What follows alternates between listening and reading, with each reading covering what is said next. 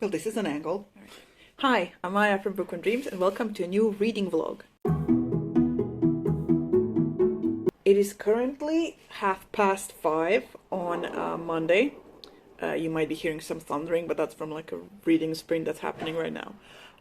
So yeah, I'm starting my reading vlog on Monday afternoon because I've decided this entire week I'm going to read my books for the Space Opera September, the unofficial readathon that's happening this year. So this is a readathon that usually happens every September, created and hosted by Thomas from SFF 180. The goal is to read space opera with, various prompts and whatnot. So this year there's like an unofficial readathon happening, so people are reading whatever they want. I mean, space opera, but they could do the prompts from the first season and the second season, or they can just read space opera, and that's what I decided to do. I technically have 3 books on my overall September TBR that can fit for space opera.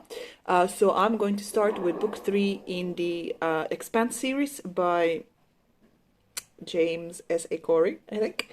And yeah, book 3, not sure how to pronounce the name, so when I start listening to the audiobook and I hear it, then I'll tell you what it's called.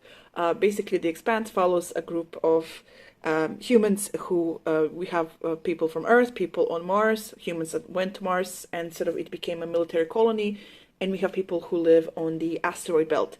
And in the first book, they sort of make contact with an alien thingy. And since this is a third book, the alien thingy has a base on Venus, and I guess the third book will be dealing with that and whatever the aliens are doing.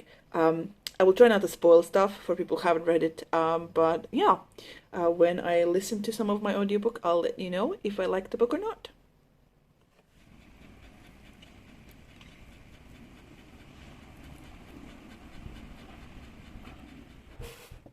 Well, there's another interesting perspective. Okay, so it's Wednesday. I started this vlog on Monday, and then life just happened. I started work again, and so it's been sort of this whole week is going to be a period of adjustment, where I adjust to actually going to work again and trying not to feel so tired and exhausted by the time I get back. But basically used these 3 days to start and finish Abaddon's Gate by James S. Acor. This is book 3 in the Expanse series. So this is book 1 off of my Space Opera September TBR. So yeah, I really enjoyed it. Since this is book 3, what can I tell you? I can tell you that this story follows Holden and his crew, and he's sort of in this epic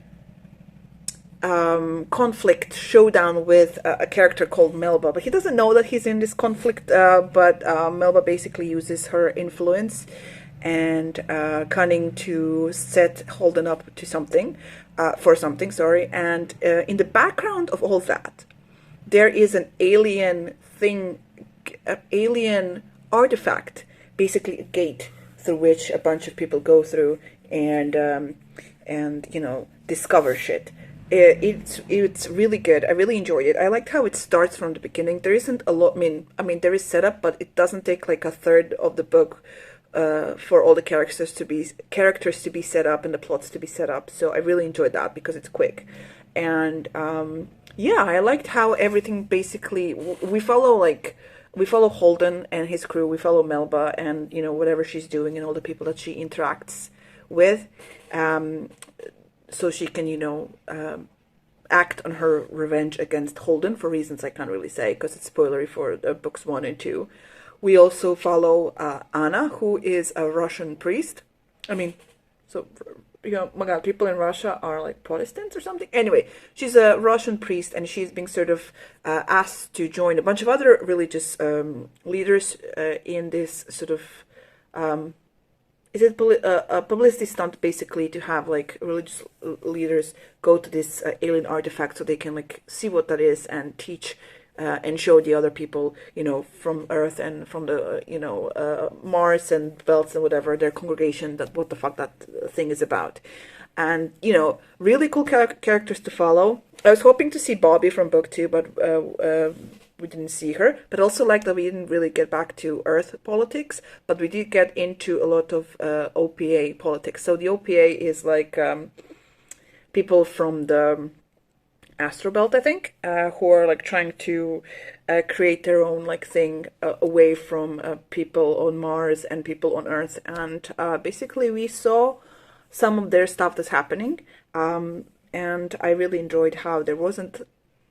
First of all, as you were going along, you knew that like the bad guy was going to get caught, and you know that there's going to be justice. But then just things kept happening, and there were plot twists and stuff, and I really, really enjoyed it. So yeah, that's book one.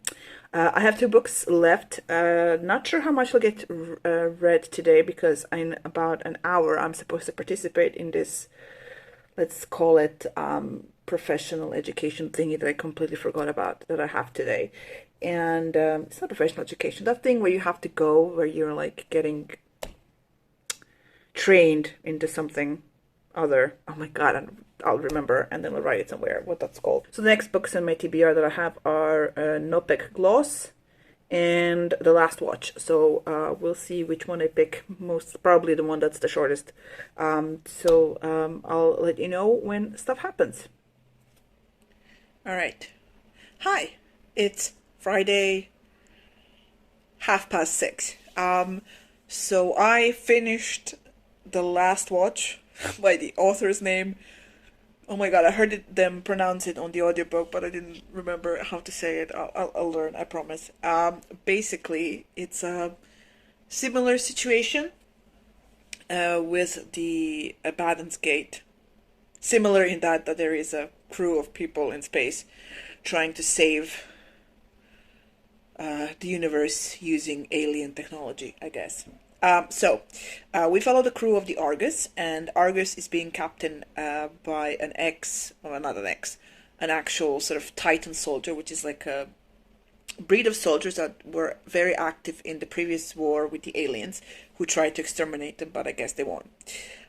So they are stationed at the edge of space, and at the edge of space there is this thing that it's basically like a temporal anomaly, and people go in there, and I think time goes faster for them while they're in this thing, and they go like researching or exploring or whatnot. So basically the story starts with this ship getting a new crew member who is a member of one of the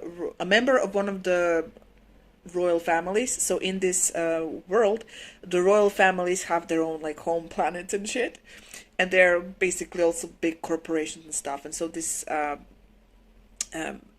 dude who basically got sent there as a punishment for something he did, and he's like all not spoiled, but very like he's lost. He needs direction in life, and when he's there, he sort of figures out if he wants to like survive and maybe be a useful member of society, he needs to listen to the captain, who has graciously enough given him an opportunity to prove himself. So he's on this ship, and while he's on this ship, they sort of start experiencing some malfunctions because that temporal anomaly thing is moving and expanding. That is, the edge of the universe is coming to them, and so he basically, this royal dude, uses all of his knowledge because he had the opportunity to get a very extensive education, and so it's very convenient. So whenever there's a problem, he has a university degree in that problem. So he's like astromechanics. Oh, I can fix that. They need to create like a warp engine with something. Oh, I can do that. So also he does some medical knowledge because he was pre-med for a while, and there's like, stuff that he does that helps the crew. Then we also follow the captain of the ship. So basically she's been sent to the ship because of something that's happened during the war, which we find out at the end of the book, and I don't want to spoil for you. And she's basically feeling guilt over this incident, and so she is sort of using this time on the ship to sort of be the perfect soldier. So she's like, listening to like her superiors, has belief in the Legion, which is like their military stuff. And when suddenly we figure out that the Legion has basically abandoned them at this edge of the universe and not told them, like they've removed themselves because they know shit is happening and whatnot. She basically slowly sort of comes to terms with what the Legion really is, and sort of gets over her over eagerness to be the perfect soldier or whatnot. There's also a love story in this one, which is, I really enjoyed. But overall, the book is it's really fun. A lot of things happen, so they're like running away, trying to survive this temporal thing that's moving, and there's lots of actions. Like we have that. I have to fucking write down people's names because I don't remember anybody. I have to. So the royal dude basically he has all this knowledge but no experience. So he basically spends the entirety of the book getting new experience. So he has to do an EVA walk, and like for the first time, people are like, "Dude, like you have so many degrees, and you've never done this." Like, no, I'm a mechanic on solid ground with gravity and stuff. That was hilarious. So many things happened. There's action. There's like space battles with aliens and whatnot, and it gave me such John Scalzi vibes. So if you've read anything by John Scalzi, like The Old Man's War, whenever I read anything by him, I always want to read stuff that's similar to that. And this is the first book that gave me that feeling, because there is science that is sort of easier to understand. Like it's not, three body problem science. It's like it's easier to understand. There is humor in the stories. I mean, have a bit of romance and whatnot. It seemed like a well-rounded story that I really enjoyed, and I'm looking forward to reading the sequel because it was such a fun read and it's so great. So yeah, that's the second book I read this week for Space Opera September, and I have one left, which is Nofek Gloss. Not sure how to pronounce it, but I'm not going to start it today because I'm going to just chillax because I didn't watch any TV this week. So I'm just going to spend this Friday evening catching up on. I'm like 2 episodes behind on House of Dragon, and what else is on? Lord of the Rings is on. Maybe I can watch that and stuff. Yeah, maybe She-Hulk, though I'm not really keen on watching like the She-Hulk twerk and stuff, but we'll see what happens. But yeah, I'm just gonna enjoy my Friday night, and I'll update you tomorrow. I just wanted to show you the sky.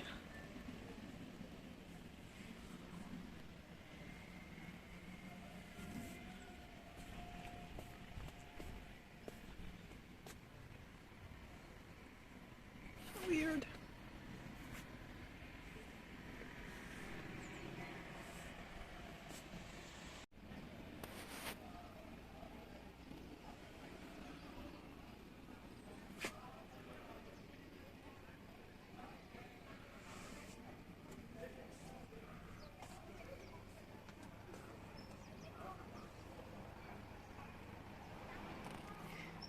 I'm just giving you interesting points of views, perspectives in this vlog. All right, so it's Monday. I don't think I vlogged on Saturday. Don't think I vlogged on Sunday even. I think I did some shots of clouds, so you can enjoy those. But yeah, I started reading Essa Hansen's Nofek Gloss on Saturday, I think. Yeah. No, actually on Sunday, because I spent Saturday just chilling. Yeah. So the plot of this space opera is that we follow Caden, who I mean, people should write characters' ages at the beginning of, in the summary, because he's like 14 or something, and he lives as a slave for somebody, and at the beginning of the story, his entire family and entire planet or whatever village of slaves is being exterminated because they were used to raise some cattle thingy, and all the cattle died, so there is no use for them anymore. And while they are being exterminated by the aliens or whatever they're called, overseers or whatnot, his mother saves him, and he is then found by this group of, oh my god, a crew of this ship. They're looking for a ship, and they find him because he's hiding in this ancient ship, and then they somehow manage to turn the ship on and then go off and basically fight the injustice of Caden's slavers, because he then learns that he was a slave and what he did and who he was a slave for, and then he goes to the cartographer. I mean, and then stuff happens. Now, why I'm making this video is because I have got to 55% of the audiobook and I am DNFing it because I just do not care at all at what is happening to the. I don't care about the characters. I'm not attached to anyone. There's a whole found family aspect that to me seemed a bit forced. There is sort of an element to that because in his like, because of course when they find him with Caden and they bring him to the cartographers to sort of figure out who he is and you know what his genetic makeup is, they figure out that like half of him is like unidentifiable, and so then he later learns that he's like engineered soldier thingy that has like sort of these powers of persuasion of sorts. So you're, you know, from that point on, you're like wondering as well as Caden, like whether what he did he just persuade them somehow and force them to this group of aliens to like him, and not like, you know, that they did anything, you know, from the goodness of their hearts or whatnot. So basically, there's a whole found family aspect, as I said before. And just, I didn't buy it. I do not care about any of the aliens. I don't care about Caden. I don't care about what happens to him. If you are hearing a very loud noise, I have been living next to a construction site for the last 3 months, and it just never seems to end because, of course, when they do construction during summer, there's like only 2 workers, and now they're like getting into gear and whatnot. Anyway, I'm DNFing this book, and even this book was on my Space Opera September TBR. I might oh my god, so I need to pick something else to read instead of that a bit later, but I think I'm kind of burned out on the space opera stuff. I did really enjoy Abaddon's Gate, whatever you call it, and The Last Watch. I have the sequel on my Kobo, so I'm looking forward to reading that quite soon. Those 2 space operas were awesome, and I really enjoyed them. I just did not like Norfolk Lost, and I just, at one point, I'm like, I'm sitting here listening to this, and I could not care less. Why am I doing this to myself? So I'm DNFing that one, and yeah, finishing this vlog. So if you are participating in Space Opera September and enjoying the stuff that you read, please do let me know so I can check those books out. I would really recommend The Last Watch to everyone because it's really, really awesome and it's fun. Definitely check it out. There are some links in the description box for you to check out. It's links that pertain to some worldwide matters. If you like this video, please press the like button. If you haven't already, please subscribe to our channel. And that is pretty much it. Thank you so much for joining me in this reading vlog, and I will see you in the next video. Bye!